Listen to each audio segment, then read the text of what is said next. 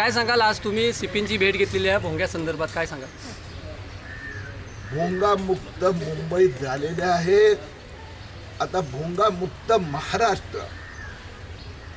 आज मी पोलीस आयुक्तांची भेट घेतली, त्यांनी स्पष्टपणे सांगितलं की आम्ही मीरा, भायंदर, वसई, विरार येथे मोहीम सुरू केली आहे।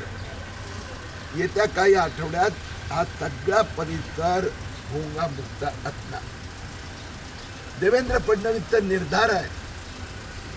काल मी संभाजीनगर, नाशिक येथे गेलो होतो, रविवारी पुण्याला जाणार आहे आणि संबंध महाराष्ट्रात मशिदीवरील अनधिकृत भोंगे खाली उतरवले जाणार।